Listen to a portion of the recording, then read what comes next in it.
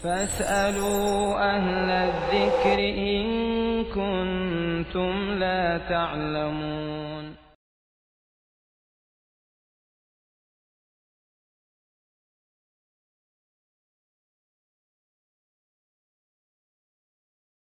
إن الحمد لله نحمده ونستعينه ونستغفره ونعوذ بالله من شرور أنفسنا ومن سيئات أعمالنا من يهده الله فلا مضل له ومن يضلله فلا هادي له وأشهد أن لا إله إلا الله وحده لا شريك له وأشهد أن محمدا عبده ورسوله اللهم صل وسلم على نبينا محمد وعلى آله وأصحابه ومن تبعهم بإحسان إلى يوم الدين.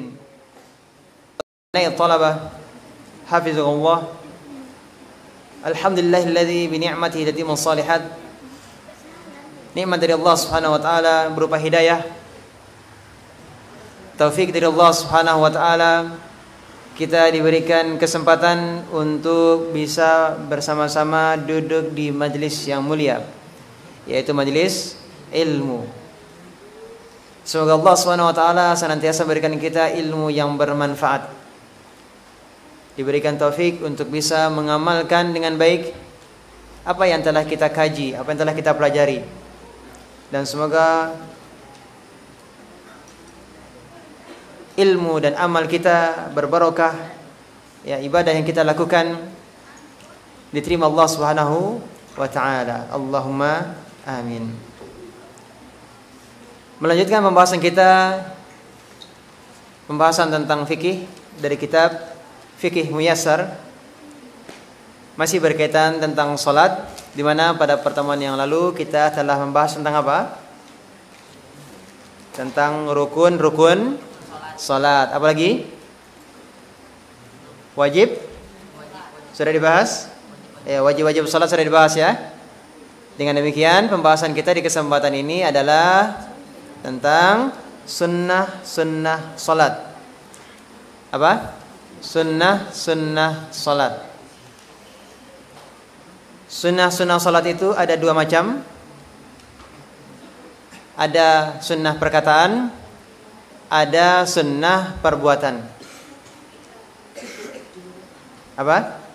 Ada sunnah perkataan, ada sunnah perbuatan. Sunnah-sunnah perbuatan apa saja? Yang termasuk sunnah-sunnah perbuatan adalah mengangkat kedua tangan bersama takbiratul ihram. Mengangkat kedua tangan bersama takbiratul ihram. Jadi ketika mengucapkan Allahu Akbar, kita mengangkat kedua tangan. Ya. Mengangkat kedua tangan ini hukumnya apa? Mengangkat tangannya ya. Mengangkat tangan hukumnya apa? Sunnah. Berpahala kita melakukannya. Kalau seandainya ada orang yang tidak mengangkat tangan ketika mengucapkan Allahu Akbar, berdosa atau tidak? Sah salatnya? Sah salatnya. Tapi rugi, kenapa? Karena mengangkat tangan mudah atau tidak? Mudah kan? Mudah. Tapi tidak dia lakukan berarti dia merugi karena tidak mendapatkan tambahan pahala. Takbiratul ihram itu kapan? Apa yang dimaksud dengan takbiratul ihram? Takbiratul ihram itu adalah ketika takbir pertama kali. Ya, ketika kita memulai salat itu namanya takbiratul ihram. Kemudian mengangkat tangan dengan mengucapkan Allahu Akbar ketika ruku. Itu namanya takbir apa? Takbir apa namanya? Hah? Takbiratul intiqal. Apa artinya intiqal? Intaqala yantakilu. Sudah belajar? Intaqala artinya berpindah. Intiqal berarti perpindahan. Berpindah dari berdiri ke ruku. Kita mengucapkan Allahu Akbar dengan mengangkat kedua tangan. Jadi mengangkat kedua tangan ini hukumnya apa? Sunnah. Ini termasuk sunnah perbuatan. Kemudian mengangkat tangan kapan lagi? Bangkit dari ruku. Ya, ini mengucapkan Sami'allahu liman hamidah. Ya. bersamaan dengan mengucapkan sami Allah liman hamidah kita mengangkat kedua tangan. Mengangkat kedua tangan ketika bangkit dari ruku, ketika mengucapkan sami Allahu liman hamidah, hukumnya apa? Sunnah. Apa lagi kemudian? Ketika dari berdiri, i'tidal ke sujud, angkat tangan atau tidak? Mengangkat tangan. Ya, dari berdiri ke ruku kita mengangkat tangan atau tidak? Ada atau tidak? Ayo, lupa.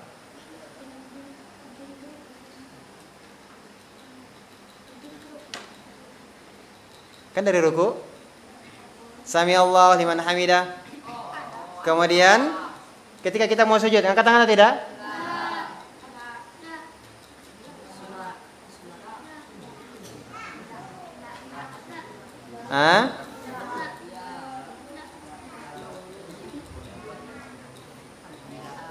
Iya atau tidak? Nah, kita dengarkan hadisnya. Perhatikan. Dari Malik Ibn Al-Huwairis, idza shalla, bahwa Malik Al-Huwairis apabila salat kabbara, maka dia bertakbir, thumma rafa'a yadayhi, dan mengangkat kedua tangannya. Wa idza arada ayyarka'a rafa'a yadayhi, dan apabila dia hendak rukuk maka dia juga mengangkat kedua tangannya. Berarti rukuk juga mengangkat kedua tangan. Wa idza rafa'a ra'sahu minar ruku', dan bila dia mengangkat kepalanya dari ruku maka dia mengangkat kedua tangannya. Wa haddasa anna Rasulullah SAW kana yaf'alu hakadha, dan dia menceritakan bahwa Rasulullah melakukan demikian itu.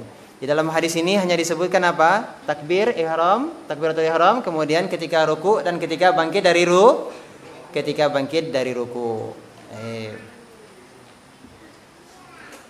Sudah? Jadi takbiratul ihram, mau ruku dan bangkit dari ruku mengangkat tangan. Ada satu lagi mengangkat tangan. Apa itu? Ketika bangkit dari tahiyat yang pertama. Ya, bangkit dari tahiyat yang pertama, berdiri. Nah, itu kita mengangkat kedua tangan. Jelas ini? Kemudian yang lainnya, yang sunnah, termasuk sunnah perbuatan adalah meletakkan tangan kanan pada tangan kiri dan meletakkan kedua tangan ini, tangan kanan dan tangan kiri di mana? Di dada. Jadi meletakkan tangan kanan di atas tangan kiri, itu hukumnya sunnah. Dan yang berikutnya apa? Meletakkan kedua tangan tadi, tangan kanan tangan kiri di mana? Di dada. Ini hukumnya juga sunnah. Apalagi pandangan mata kemana? Ke tempat sujud. Ini juga hukumnya sunnah. Apalagi merenggangkan kedua kaki, ya, direnggangkan. Merenggangkan kedua kaki ketika berdiri.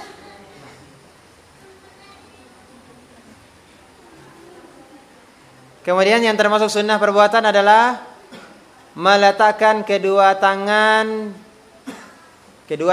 di kedua lutut saat ruku. Jadi di mana kita letakkan tangan kita ketika ruku? Di mana kita letakkan tangan kita, kedua tangan kita ketika ruku? Di lutut, bukan di paha. Bukan memegang apa? Di bawah lutut apa namanya?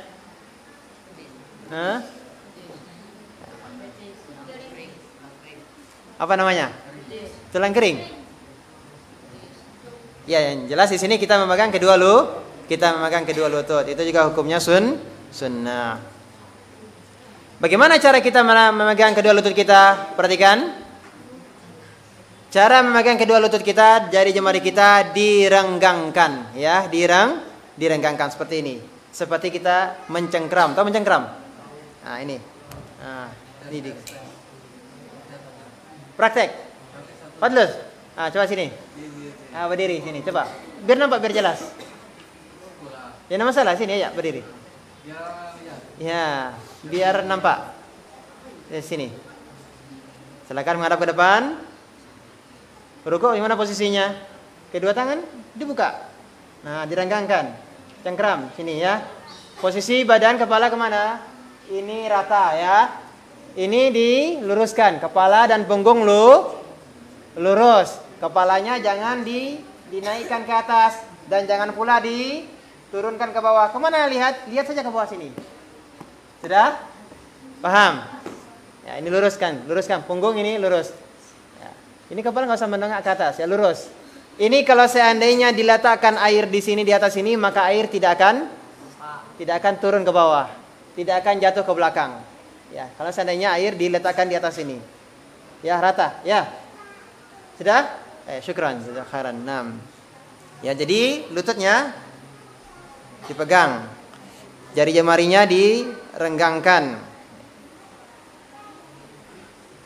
Kemudian termasuk sunnah apa tadi yang dijelaskan? Punggungnya punggung dan kepala rata. Nah, sejajar. Nah, sekarang sunnah perkataan. Tadi sunnah perbuatan, sekarang sunnah perkataan apa?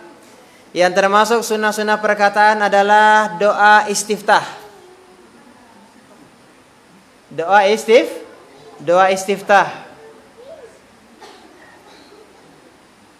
Atau istilah yang lainnya adalah iftitah.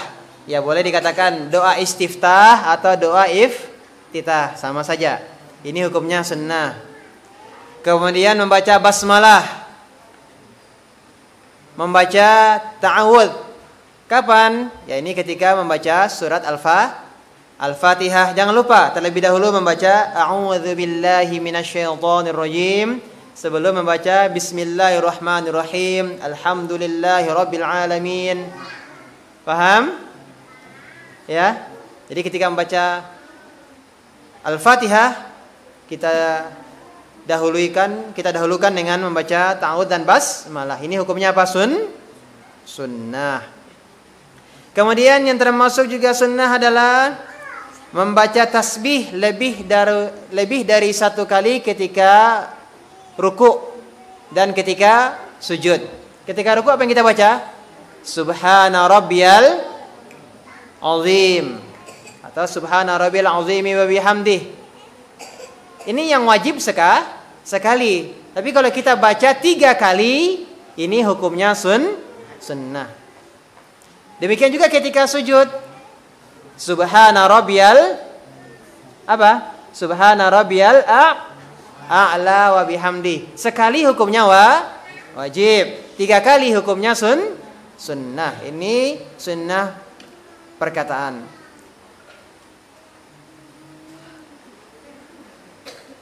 Kemudian apa lagi? Setelah membaca Al-Fatihah kita mengucapkan amin. Itu juga hukumnya termasuk hukumnya sunnah. Apa lagi yang lain? Membaca doa sesudah tasyahud akhir sebelum salam. Membaca doa sebelum salam. Ini juga termasuk sunnah.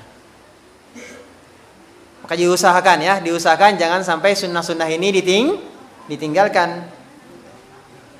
Dengan melakukan sunnah ini kita akan mendapatkan tambahan pahala dan sholat kita akan menjadi sempurna. Karena inilah yang dilakukan dan diamalkan oleh Rasulullah SAW. Meskipun ini sunnah, tapi ini diamalkan, ya dilakukan oleh Rasulullah SAW, maka kita praktekkan. Berikutnya adalah pembatal sholat. Nah, yang putri perhatikan. Pembatal sholat apa saja?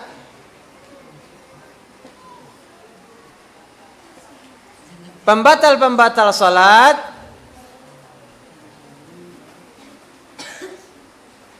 apa-apa yang membatalkan toharah, itu juga membatalkan sholat. Apa yang membatalkan toharah? Wudu kita batal karena apa? Karena ada keluarnya adanya apa? Najis, kotoran yang keluar dari dua jalan. Ya. Baik itu keluar dari kubul maupun keluar dari dubur. Keluarnya dari depan maupun keluarnya dari belakang. Ini membatalkan wudhu kita, iya atau tidak? Iya. Demikian juga membatalkan salat. Karena ketika wudhu kita batal, otomatis syarat salat kita hilang. Apa itu? Suci. Ya, suci ini adalah syarat sahnya salat. Jadi apa-apa yang membatalkan toharah itu juga membatalkan salat.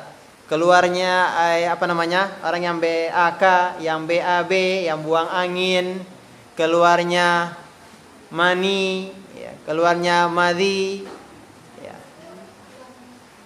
ya, atau wanita yang istihadhah, ya keluarnya ya darah, ya, ini bagi wanita ya. Artinya apa-apa yang membatalkan toharah itu juga membatalkan salat. Yang kedua yang membatalkan salat, tertawa dengan suara. Berarti suaranya tertawanya terbahak-bahak gitu ya. Ini membatalkan salat. Sepakat para ulama ini. Karena yang tertawa dengan mengeluarkan suara itu seperti dia mengeluarkan perkataan. Dia seperti berbicara. Nah, ini kita tidak boleh berbicara dengan perkataan di luar sholat.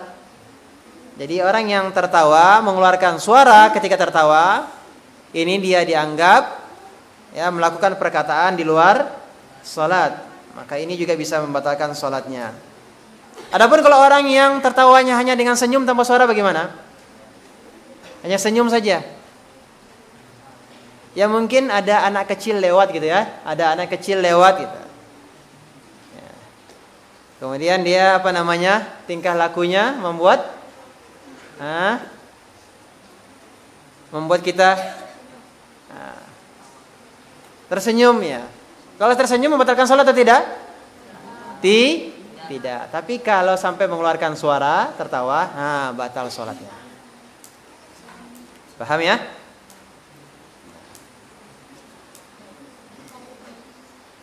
Kemudian yang ketiga yang membatalkan salat adalah berbicara dengan sengaja untuk selain kemaslahatan salat. Ya, berbicara dengan sengaja untuk selain kemaslahatan salat. Dari Zaid bin Arqam radhiyallahu anhu dia berkata, "Kunna natakallamu fi shalah, yukallimu ar-rajulu minna sahibahu wa huwa ila janbihi fi sholati hatta nazalat wa qumu lillahi qanitin." Dulu kami berbicara dalam salat. Salah seorang dari kami berbicara dengan temannya yang ada di sampingnya dalam salat. Jadi zaman dahulu, ini ada sahabat yang berbicara dengan kawannya yang di samping. Ini ketika sholat. Ya mereka sedang sholat. Ada yang berbicara dengan kawannya yang di samping. Kemudian setelah itu ternyata turunlah ayat. Wa qumu lillahi qanitin. Surah Al-Baqarah ayat 238. Berdirilah karena Allah qanitin. Maksudnya berdiri sini adalah berdiri dalam sholat. Qanitin maksudnya dengan khusyuk. Berdirilah di dalam salat dengan khusyuk. Kemudian Zaid bin Arqam mengatakan fa umirna bisukut wa nuhina 'anil kalam. Sejak itu kami diperintahkan untuk diam dan dilarang untuk berbicara. Nah, sejak itu tidak boleh lagi berbicara ketika salat. Tidak boleh berbicara ketika salat.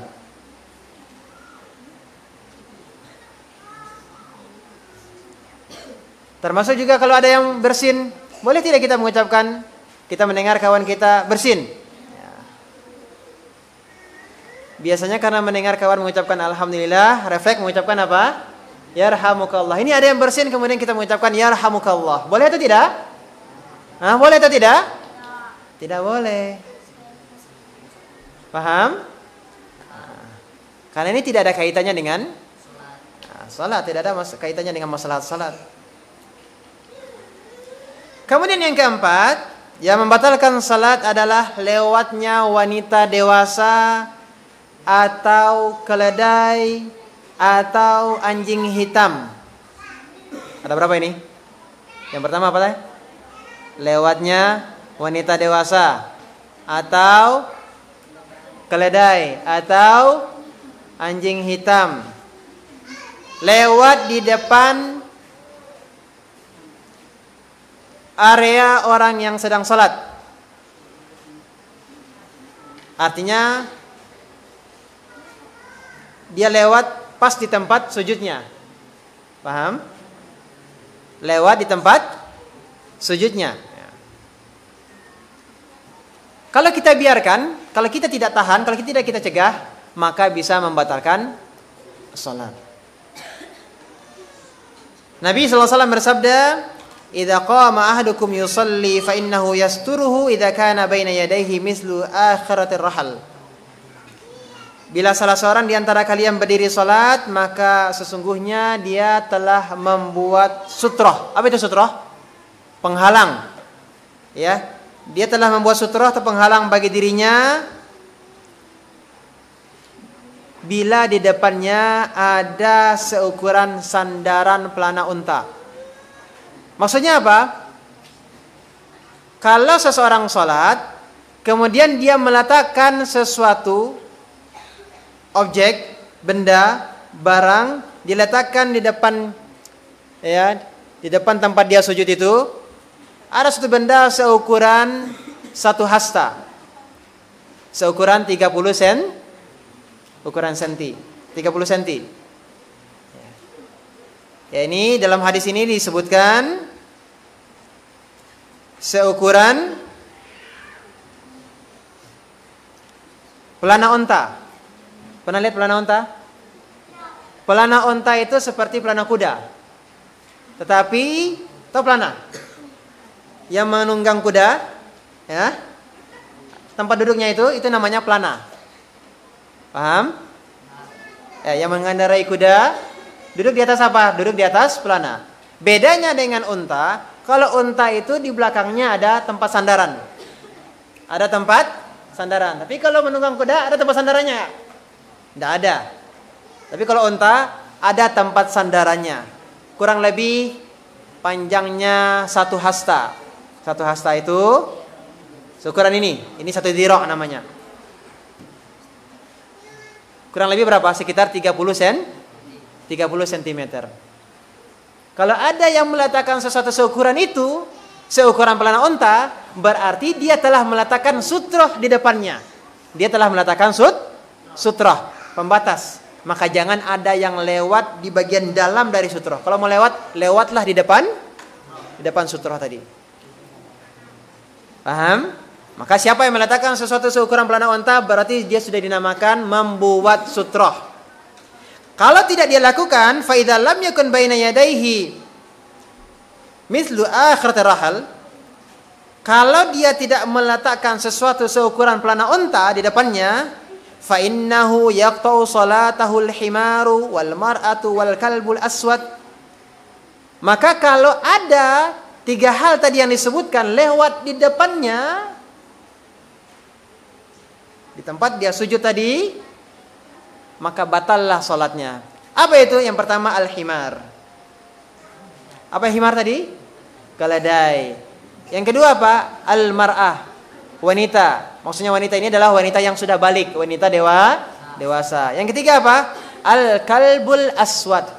Anjing hitam. Anjing hitam. Ini yang membatalkan salat. Yang kelima, membuka aurat dengan sengaja. Membuka aurat dengan sengaja.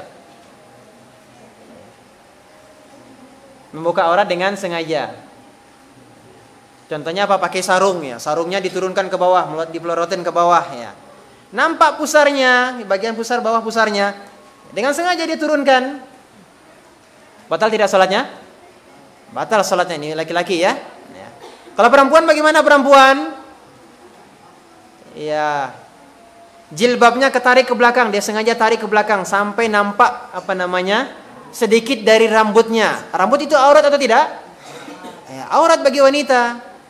Kalau sengaja dia tarik jilbabnya ke belakang ketika sholat sehingga tampaklah sedikit dari rambutnya, maka ini bisa mengakibatkan sholatnya batal.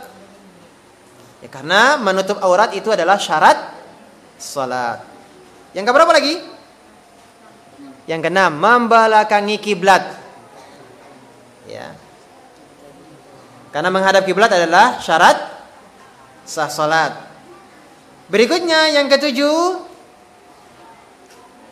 adanya najis pada diri orang yang sholat. Contoh ada najis ya, karena di bajunya. Dia tahu ada najis. Namun dia biarkan, dia tetap sholat. Bagaimana hukumnya? Sah atau tidak? Tidak sah. Kenapa? Karena syarat sah sholat juga adalah suci dari hadas dan najis. Ya, baik pada dirinya, pakaiannya, dan termasuk tempat sholatnya. Yang kedelapan, meninggalkan salah satu rukun salat atau salah satu syarat salat secara sengaja tanpa uzur. Meninggalkan salah satu rukun atau syarat salat dengan sengaja tanpa uzur. Contohnya apa? Ketika sholat fardu, dia bisa berdiri, tapi dia tidak mau berdiri. Berdiri ini apa hukumnya ketika sholat fardu? Termasuk rukun, dia tidak mau berdiri ketika sholat fardu. Sah tidak sholatnya? Tidak sah sholatnya, kenapa? Karena dia sengaja meninggalkan salah satu rukun sholat. Tanpa uzur, kecuali kalau dia sakit, nah ini ada uzur, maka ini tidak mengapa. Tapi kalau dengan sengaja tanpa uzur, maka ini membatalkan sholat. Kemudian yang lain apa? Banyak bergerak. Banyak bergerak yang bukan termasuk perbuatan sholat.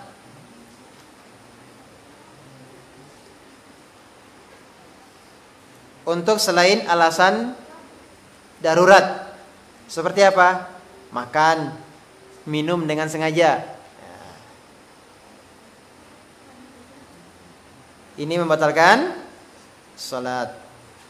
Banyak bergerak yang bukan termasuk perbuatan salat untuk selain alasan darurat.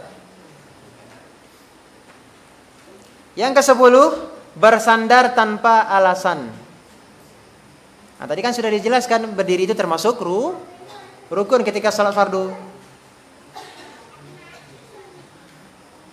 Sengaja, karena dia berada di saf yang ketiga, dan saf tiga itu di tengah-tengahnya ada tiang. Dia sholat sambil ketika berdiri dia menyandar ke dinding atau ke tiang.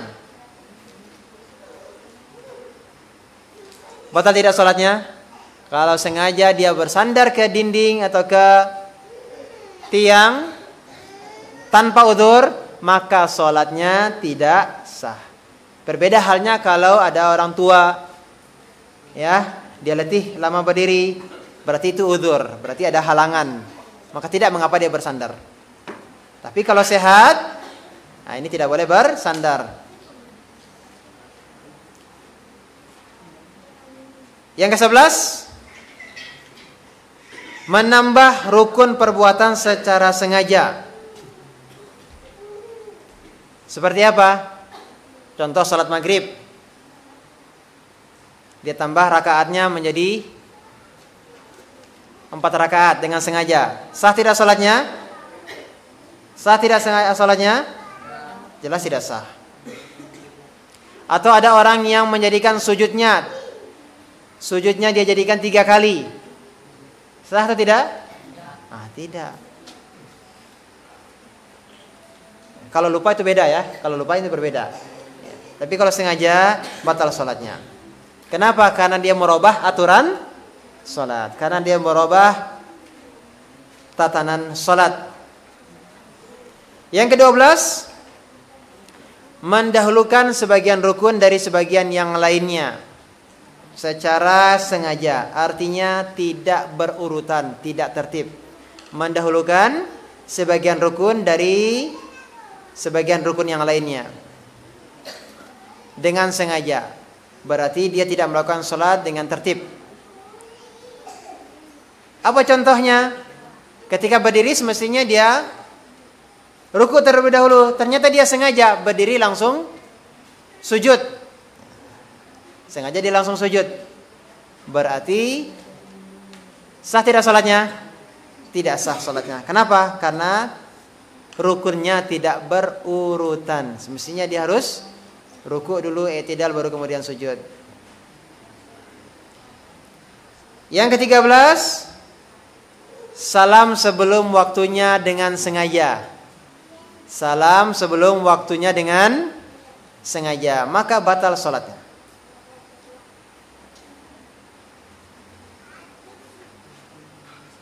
Yang ke-14, mengubah makna bacaan secara sengaja. Bacaan apa? Maksudnya adalah bacaan surat Al-Fatihah. Karena membaca surat Al-Fatihah adalah rukun. Contoh, an'amta dirubah menjadi an'amti. Benar atau salah? Ini sudah merubah makna. Atau dirubahnya menjadi an'amtu, merubah makna. Maknanya berubah atau tidak? Makna apa? Makna ayat.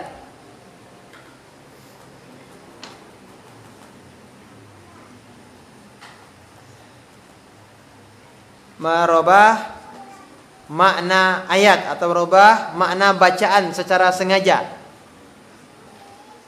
Maksudnya di sini adalah bacaan Al-Fatihah, karena membaca Al-Fatihah adalah rukun. Yang terakhir, yang membatalkan salat Yang membatalkan salat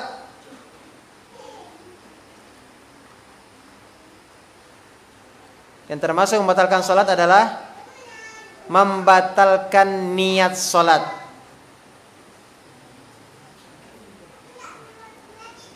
Maksudnya apa? Contoh, ada orang yang ragu-ragu. Dia mau membatalkan salatnya. Mungkin tadi ada sesuatu yang mau dia kerjakan, ya, dia mau mengerjakan sesuatu gitu ya. Tapi dia takbir, Allahu Akbar, salat.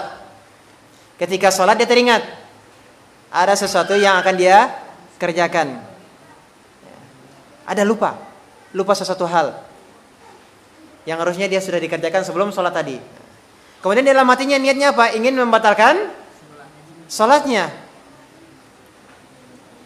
Maka ini harus ditepis, harus dihilangkan yang seperti ini. Kalau dia kuatkan niatnya ingin membatalkan sholatnya, siapa tangannya sholat ya, dia kuatkan niatnya ingin membatalkan sholatnya, maka berarti batal sholatnya. Kenapa?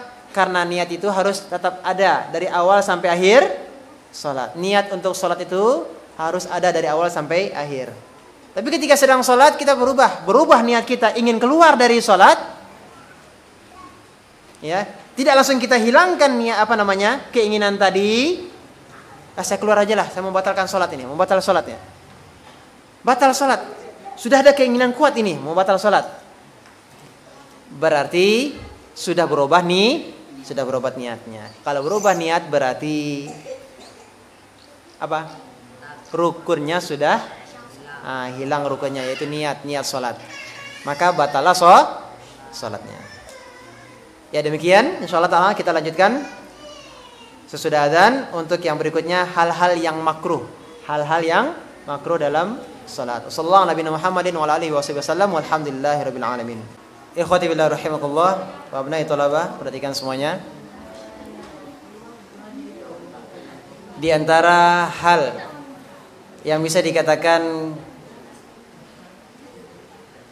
sesuatu yang dianggap sepele, ya, sesuatu yang bisa dikatakan diremehkan dan sepatutnya tidak terjadi di tengah-tengah para penuntut ilmu, apa itu? meninggalkan perkara-perkara yang disunnahkan. Meninggalkan perkara-perkara yang disunnahkan. Termasuk perkara yang disunnahkan adalah menjawab azan. Menjawab azan. Betapa banyak kita sering melalaikan hal ini. Ini di depan mata kita sedang mendengar azan. Kita berada di masjid, tapi lihat bagaimana pintarnya syaitan menjadikan kita untuk tidak menjawab azan. Bahkan juga tidak tidak membaca doa sesudah azan. Padahal sulit atau tidak kita menjawab azan? Sulit atau tidak kita menjawab azan? Tidak. Masih hafal kan doa sesudah azan? Masih. Apakah semuanya membaca doa sesudah azan tadi? Ada atau tidak? Inna lillahi wa inna ilaihi raji'un. Ya. Ilmu itu dipraktekkan, ilmu itu diamalkan. Ilmu tidak dipraktekkan, maka ilmu itu akan pergi. Ya. Karena ilmu itu seperti hewan buruan. Hewan buruan itu harus diikat. Ya. Kalau enggak dia lepas. Paham? Ya, jadi diamalkan, dipraktekkan. Wabillahi taufik. Nah, jadi kalau seandainya memang sifatnya mendesak, sifatnya darurat, harus ngobrol, harus berbicara. Sesudah azan bisa kita ucapkan Allahu Akbar, Allahu Akbar, Allahu Akbar, Allahu Akbar, asyhadu an la ilaha illallah, asyhadu an la ilaha illallah, asyhadu anna muhammadar rasulullah, asyhadu anna muhammadar rasulullah. Kemudian kita lanjutkan sampai doa sesudah azan. Itu boleh? Boleh. Boleh. Agar kita tidak terluput dari apa? Menjawab azan. Termasuk kita sedang di kamar mandi, kan tidak mungkin kita menjawab azan sedang di kamar mandi kan? Tapi kita mendengarnya. Terdengar atau tidak? Terdengar atau tidak? Terdengar. Bagaimana cara menjawabnya? Ketika keluar dari kamar mandi, ya, sesudah membaca doa keluar mandi, apa kamar mandi? Ya, kita baca apa? Allahu Akbar, Allahu Akbar, Allahu Akbar, Allahu Akbar, asyhadu an la ilaha illallah, asyhadu an la ilaha illallah. Seterusnya sampai doa sesudah azan. Pahala tetap kita dapatkan. Nah, jangan ditinggalkan. Ya.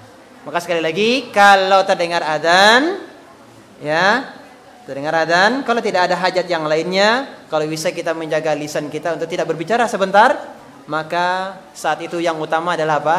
Menyimak azan dan menjawabnya. Baik, kita lanjutkan hal-hal yang makruh dalam salat.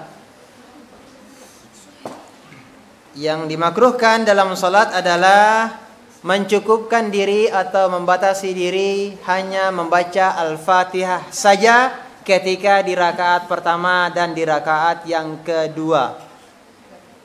Hanya membaca surat Al-Fatihah di rakaat pertama dan rakaat yang kedua. Tidak dilanjutkan dengan membaca apa? Surat-surat yang lainnya sesudah membaca Al-Fatihah. Ini makruh. Kalau sesekali, kalau mungkin karena ada kebutuhan, contohnya kita sedang safar dan singgah di suatu tempat, singgah di masjid, kita sedang safar.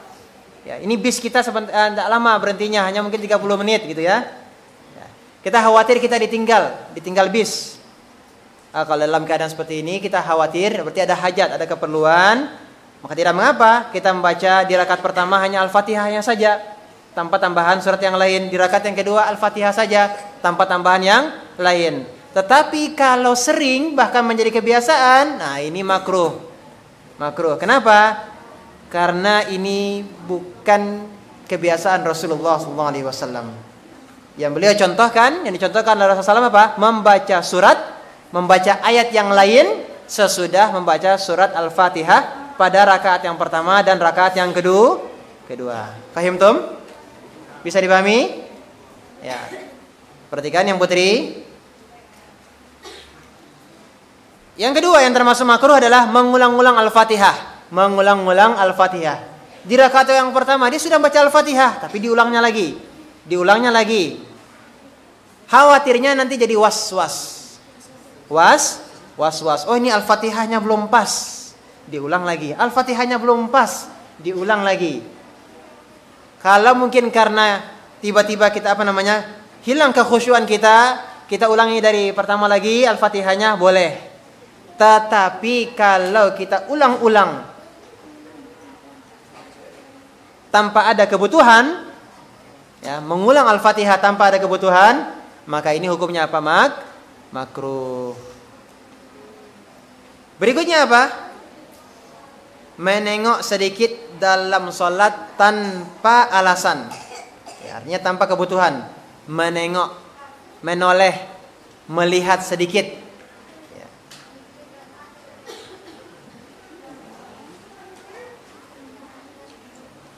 Ketika Rasulullah SAW ditanya tentang menengok, menoleh di dalam sholat, Rasulullah SAW katakan apa?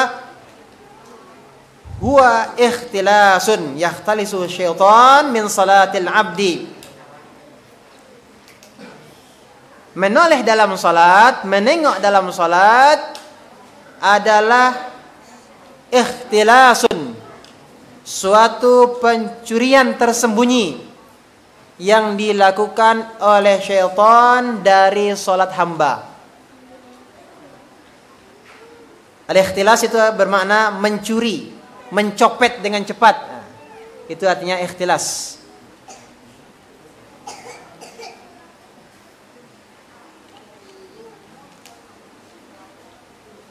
Apa kata Rasulullah SAW kalau kita menoleh di dalam salat?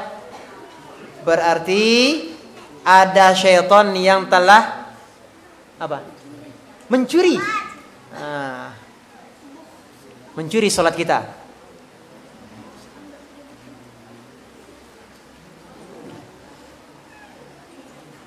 Tapi kalau ada kebutuhan, contohnya ketika sholat kita melihat ada anak kecil ya di samping kita, ya. Atau mungkin seorang ibu yang meninggalkan anak kecilnya di sampingnya. Ada rasa was-was, takut kalau anaknya jatuh atau takut anaknya pergi ke tempat yang lain atau melakukan hal-hal yang berbahaya. Kalau ada kebutuhan maka ini tidak makruh, ini diperbolehkan. Tetapi kalau tidak ada kebutuhan dalam sholat, kemudian dia nengok kanan, dia nengok kiri, ya. Apalagi dia nengok jam. Gimana dia nengok jam? Sholat nengok jam.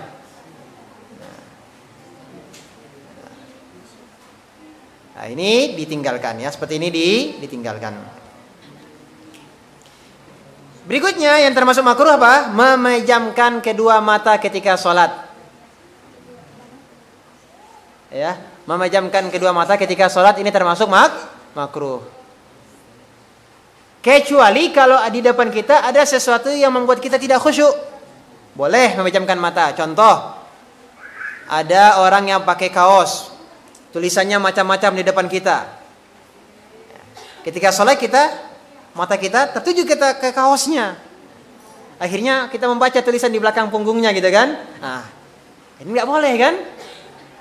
Bagaimana agar kita tidak membacanya?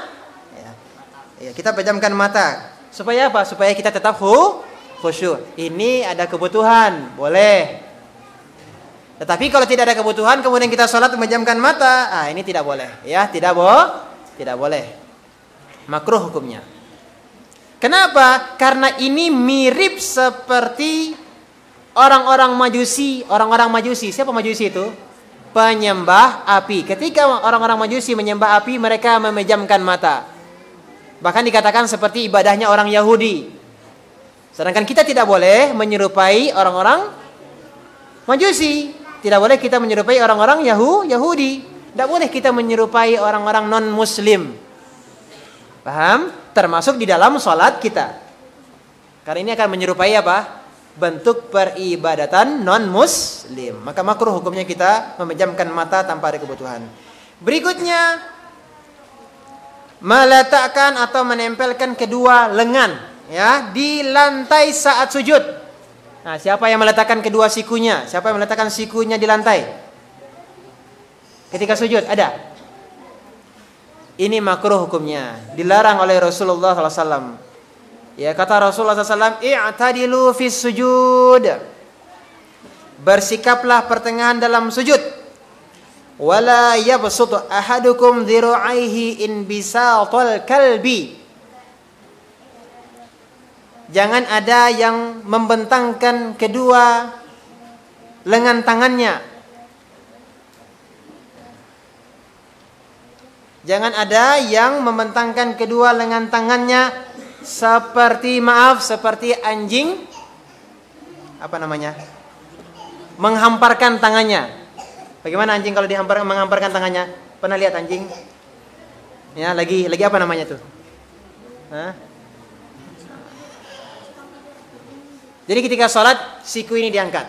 Ketika sholat sujud, ketika sujud siku ini diangkat, jangan ditempelkan ke badan dan jangan ditempelkan ke kaki dan juga tidak ditempelkan ke lantai. Kalau ditempelkan ke lantai, kata Rasulullah SAW, ini seperti yang dilakukan oleh anjing, diletakkan tangannya di atas tanah. Paham ini? Yang keenam, banyak melakukan perbuatan yang sia-sia dalam sholat. Ini akan menyibukkan diri kita sehingga akan hilang kekhusyuan. Banyak melakukan perbuatan yang sia-sia dalam sholat. Apa contohnya? Contohnya apa? Perbuatan yang sia-sia. Ya. Pecinya tidak ada apa-apa, pecinya dibenerin terus. Sarungnya tidak ada apa-apa, diperbaiki sarungnya. Apalagi tangannya tidak ada gatal, tidak ada sakit. Ya, pijit-pijit tangan, pijit-pijit tangan. Ya. Badannya tidak ada gatal, garuk-garuk. Ya. Kenapa ini? Karena dia sedang diganggu diganggu syaitan. Ini melakukan perbuatan yang sia-sia dalam sholat, tidak ada gunanya. Apa manfaatnya? Ya, tinggalkan perbuatan yang sia-sia. Ya. Kemudian yang ketujuh, bertolak pinggang. Tahu bertolak pinggang? Meletakkan tangan di meletakkan tangan di pinggang. Dari Abu Hurairah radhiyallahu anhu, nahan Nabi sallallahu alaihi wasallam ayyusalli ar-rajulu muhtasiran. Nabi SAW melarang seorang laki-laki salat dalam keadaan takhassur. Apa takhassur itu? Bertolak pinggang. Artinya dia meletakkan tangannya di pinggang. Kenapa ini menyelisih perbuatan Rasulullah SAW? Rasulullah SAW kalau salat meletakkan tangan di mana? Kedua tangannya di mana? Di dada.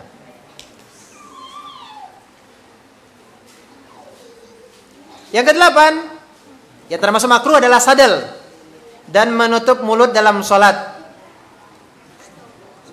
Apa itu sadal? Sadal itu ada sorban, kemudian atau kain menutupi bahu, bahu. Kemudian kedua ujungnya dibiarkan terjulur. Ini namanya sadal. Yang diperbolehkan bagaimana? Kalau ada kain yang menutup atau yang menyelimuti badan kita gitu ya, taruh terurai ke bawah, ujung-ujungnya diletakkan kemana?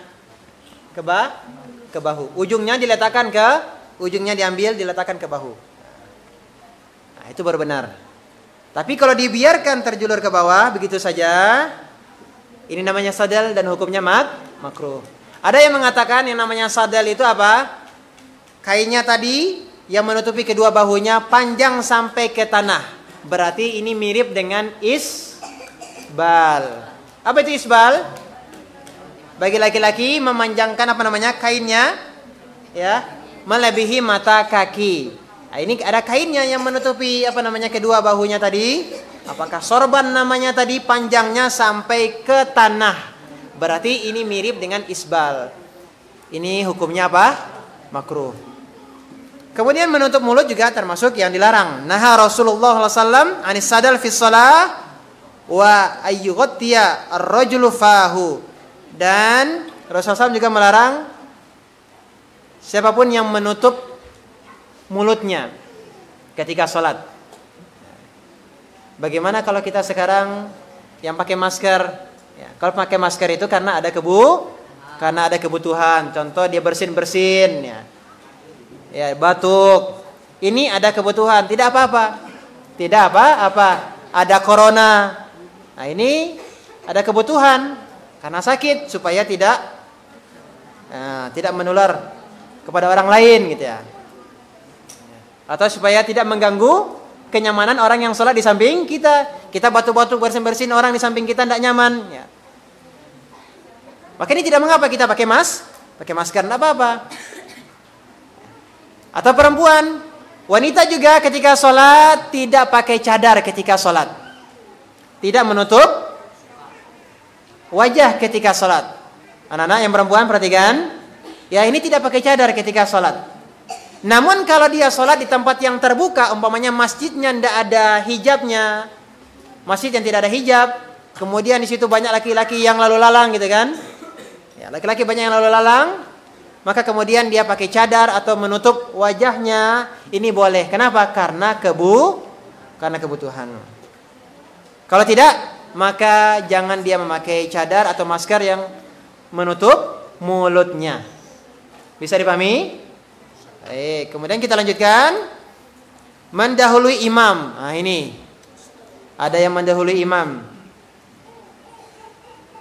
Imamnya waladhdallin, belum selesai linnya sudah amin. Nah, ini mendahului imam. Ya. Apalagi imamnya Allahu Akbar, akbarnya belum selesai dia sudah sujud atau sudah sampai jidatnya ke lantai. Ya. Imamnya belum selesai akbar, dia sudah selesai, sujudnya sudah sempurna. Nah, berarti ini dia mendahului imam. Ini hukumnya makruh dan ada larangannya. Amma yakhsha ahadukum idza rafa'a ra'sahu qabla al-imam ay yaj'alallahu ra'sahu ra'sa himar. Apakah tidak takut salah seorang di antara kalian manakala mengangkat kepalanya sebelum imam, lalu Allah menjadikan kepalanya seperti ra'sa himar. Apa itu ra'sa himar? Kepala keledai. Atau mengubah bentuknya seperti surata himar, seperti bentuk keledai. Nah, ini ancaman ini. Apakah tidak takut mendahului imam, Allah akan merubahnya? Merubah apa? Ya, menjadikan kepalanya seperti kepala keledai, atau merubah bentuknya seperti bentuk keledai. Nah, ini ancaman ya, tidak boleh kita mendahului imam. Yang ke-10, menjalin jari jemari. Lihat ini, menjalin jari jemari. Ini namanya menjalin, perhatikan. Menjalin. Seperti ini. Siapa yang sudah wudu sampai selesai salat, jangan dia menjalin jari jemarinya. Artinya jari-jari yang kanan dan jari-jari yang kiri menyatu, digabungkan. Ini makruh. Tetapi kalau sudah salam, sesudah salam, ini tidak apa-apa. Paham? Walaupun dia berada di masjid. Tetapi kalau sudah wudu sampai selesai salam, jangan dia jalin jari jemarinya. Dia gabungkan jari-jari kanan dengan jari-jari yang kiri. Apalagi kalau dia sampai bunyi-bunyi, kretek-kretek. Nah, ini nggak boleh. Ya, ini tidak boleh. Tapi kalau di luar sholat, ya sama, itu juga nggak boleh. Artinya melakukan gerakan, ya ini bunyi-bunyikan jari jemari ini, jangan dilakukan.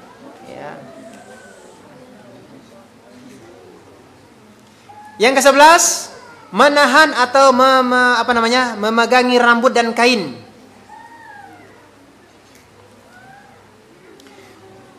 Dari Ibnu Abbas, ya umira Nabi SAW ayyasjuda ala sab'ati a'zum. Nabi diperintahkan agar sujud di atas 7 anggota badan.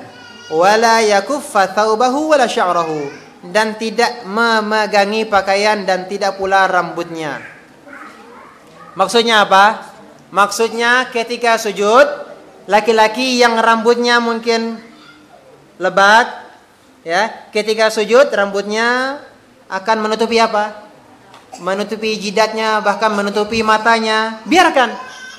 Tidak usah disisir pakai tangan, tidak usah diarahkan ke belakang sebelum sujud, tidak usah. Atau bahkan ada yang memegang kepalanya ketika sujud, memegang rambutnya ketika sujud, jangan. Biarkan. Termasuk larangannya apa? Mengikat rambut ya. mengikat rambutnya. Ini bagi laki-laki ya, ini bagi laki-laki. Biarkan rambutnya terurai, biarkan rambutnya ikut sujud, tidak masalah. Tidak apa-apa. Justru kalau ditahan rambut tadi atau diikat rambut tadi, ini hukumnya apa? Makruh. Tapi ini tidak berlaku bagi wanita, Karena kalau perempuan kalau dibiarkan nanti rambutnya keluar. Kalau rambutnya keluar berarti nampak. Nah, rambutnya nampak berarti nampak auratnya. Berarti ini tidak berlaku bagi wanita. Ini untuk laki-laki. Paham? Demikian juga baju. Baju jangan dilipat-lipat lengan bajunya. Nah, ada yang kebiasaan seperti itu. Ketika sholat lengan bajunya dilipat ada. Ini makruh. Jangan dilipat. Baik lengan bajunya maupun celananya. Kecuali kalau melebihi mata kaki. Nah, paham? Yang aman apa? Yang aman diamankan celananya sampai ke mata kaki. Jangan dilipat. Nah, itu yang aman. Bisa dipahami? Ini ya, ingatkan kawan-kawannya ya, jangan sampai ada yang melipat lengan baju ketika sholat. Kemudian apa lagi? Sholat ketika hidangan makanan sudah siap atau dalam keadaan menahan 2 buang hajat. Apa 2 buang hajat itu? Buang air kecil atau buang air besar? Sabda Nabi sallallahu alaihi wasallam, la salata bi hadrati ta'am wala wa huwa yudafi'ul akhbathan. Tidak ada salat saat makanan sudah siap dihidangkan dan tidak ada salat saat 2 hajat sedang mendesak untuk keluar. Artinya ketika kita mau salat Isya contohnya, ternyata orang tua kita sudah menghidangkan makanan. Bagaimana? Kita pergi ke masjid dulu ataukah kita makan dulu?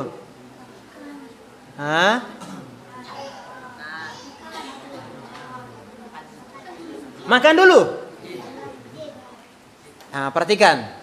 Kalau makanan terhidang, dan ini bukan karena sengaja ya, supaya tidak ke masjid jadi dihidangkan makanannya.